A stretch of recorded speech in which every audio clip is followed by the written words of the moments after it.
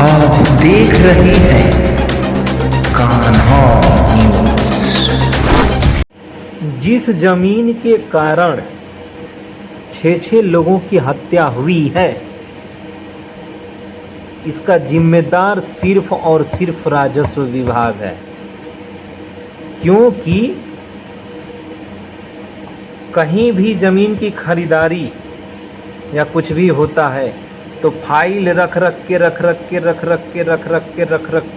के 10-10 साल 20-20 साल तक लटका देते हैं। उसका भी समय होता होगा कि नहीं होता है? 3 महीना, 4 महीना, 5 महीना, ये सभी लोग जानते हैं इस बात को कि कितने दिन में, 90 दिन में दाखिल खारिज हो जाना चाहिए। लेकिन जिस जमीन के लिए हत्या हुई है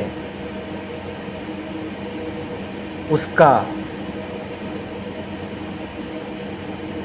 निर्णय हो चुका है। दोस्तों, आप सभी लोगों को बता दूं कि दाखिल खारिज जो हुआ है वो प्रेमचंद्र यादव की ओर हुआ है और 2 दिन पहले तहसीलदार महोदय ने दाखिल खारिज कर दिया। और वो जो ज़मीन है जिसके लिए 6 जाने गई हैं, उस ज़मीन को आज कितने दिन पहले से वो लटका हुआ था। अगर वही नियमानुसार अगर हो गया होता तो आज ये 6 जाने जो हैं वो नहीं गई होती। और कोई भी समस्या का समाधान उत्तेजित होने से नहीं होता है। उत्तेजना इंसान को मार देता है। तो सिर्फ और सिर्फ दोषी राजस्व विभाग है। अगर राजस्व विभाग आज भी तहसील में चले जाओ, फाइल पे फाइल उसी तरह रख करके साड़ देते हैं लोग, लेकिन गरीब जो तबके के लोग हैं वो चक्कर काटते रहते हैं।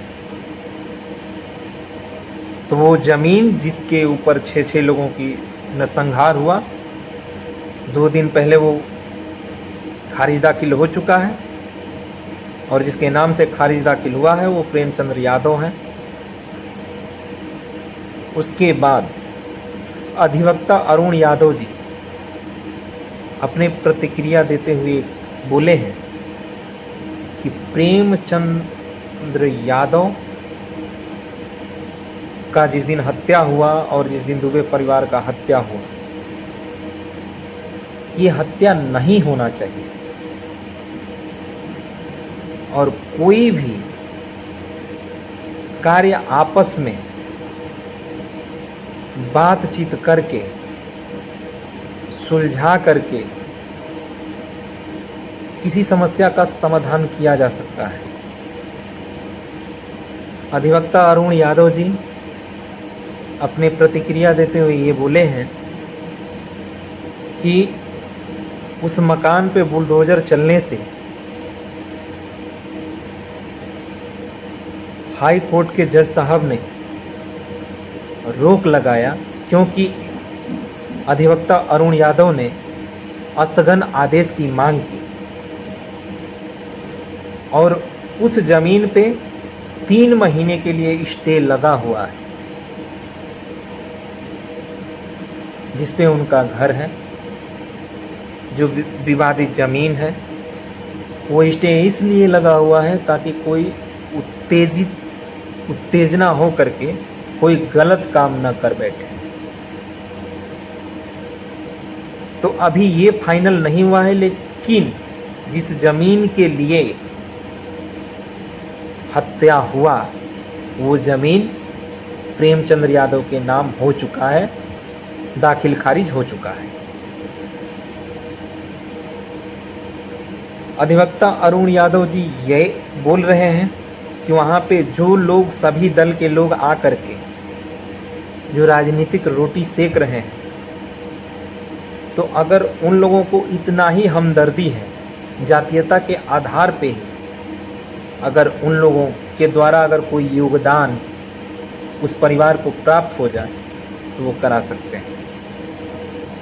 जात के नाम पे ही अपने अपने जात को जिसको जितना आता है वो उतना दे दे।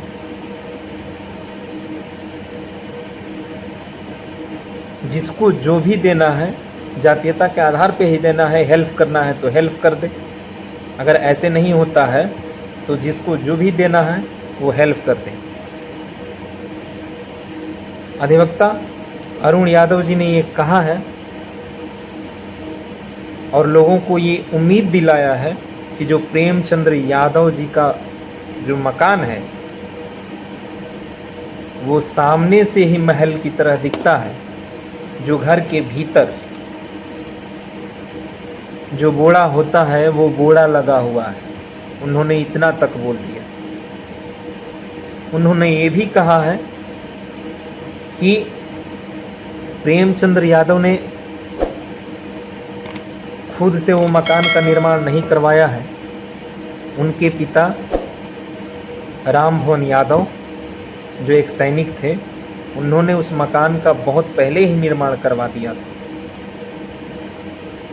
और उन्होंने जनता को ये उम्मीद दिया है कि प्रेमचंद्र यादव का मकान नहीं गिरेगा। 3 महीने बाद फिर हाई कोर्ट में अपील होगा, उसके बाद जो न्याय का फैसला होगा वो सर्वमान्य होगा। तो दोस्तों, आगे के अपडेट देखने के लिए बने रहिएगा इस कान्हा न्यूज़ में।